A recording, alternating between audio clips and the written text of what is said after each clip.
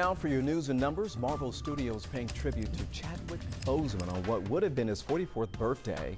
So now it features shots of the late actor in several Marvel movies. Boseman died in August after a long battle with colon cancer. This new sequence is now the official opening for Black Panther when people watch it on Disney+. Well, the cost of postponing the Tokyo Summer Olympics for 1 year is estimated at nearly $2 billion. The International Olympic Committee said that it would chip in about $650 million to cover some of the cost of that delay.